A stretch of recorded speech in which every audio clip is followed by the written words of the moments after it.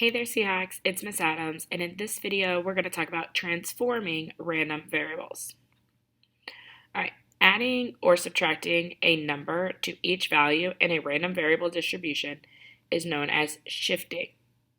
Multiplying or dividing a number to each value in a random variable distribution is known as scaling or rescaling sometimes.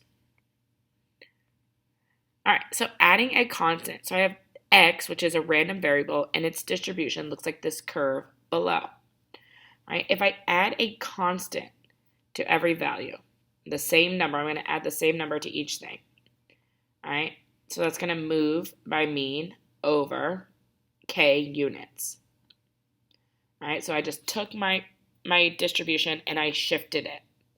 Okay, I shifted it. I added a constant. So now, let's say I moved it over 3 standard deviations. Let's say a standard deviation is 2. Then 2 times 3 is 6. My constant would be plus 6. If my standard deviation was not 2, then it'd be whatever 3 times whatever my standard deviation is. But k is standing for a constant. It's a set number that every single piece of my distribution was shifted to the right by that many units. Mu of y, well, my new distribution, my new random variable y is x, the random variable x plus the constant. So my new mean, if my mean of x was here where that blue line is, and it moved, it shifted over k units, my mean of y is my mean of x plus k units. Now, the standard deviation is a measure of how spread out things are. So the measure of the standard deviation for the first picture is the same distance for the measure of the standard deviation for the next picture. It didn't get more spread, okay? It didn't spread out more. It just shifted the whole graph. So the standard deviation is actually the same. So the standard deviation of y is equal to the standard deviation of x. Multiplying a constant. So again, I have this random variable x, and I'm going to multiply everything, every value by k, some constant. And it's going to give me my new random variable z. All right, so here's my mean and my standard deviations for my original random variable x. Now, when I multiply it by a constant, it's going to get wider. It's going to stretch it out, okay? So my mean is my constant times my mean of x, and then my standard deviation is my constant times its standard deviation. Because it's stretching it, my standard deviation does change. Okay, it does become more spread out. All right. It may become more condensed if I had divided, or if I multiply by a fraction, it might get narrower instead of wider. All right, using scaling and shifting, Christian is playing a carnival game at the Florida State Fair where he attempts 2 free throws. The table below displays the probability distribution of x, the number of shots that Christian makes in a set of 2 attempts, along with summary statistics.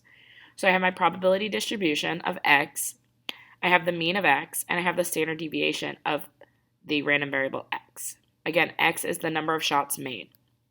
If the game costs Christian $12 to play, and he wins $9 for each shot he makes, what are the mean and standard deviation of his net gain from playing the game n?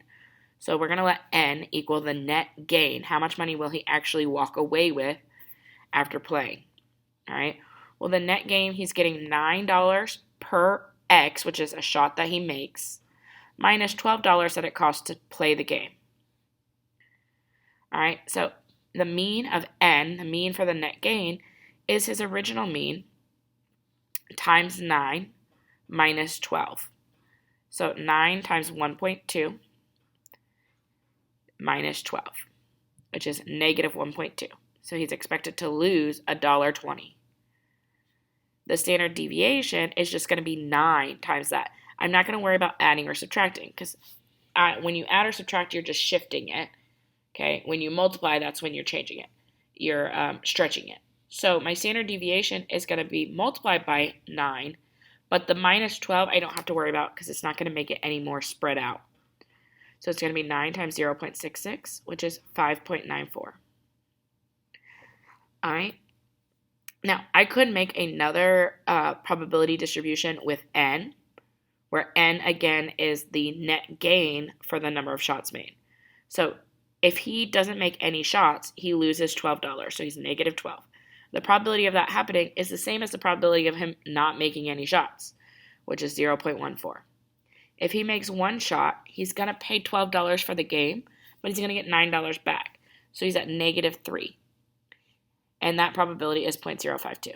If he makes both shots, he's going to get $18, but he's going to have paid 12. So he really has a net gain of 6. And that probability is 0.34. All right, go Seahawks.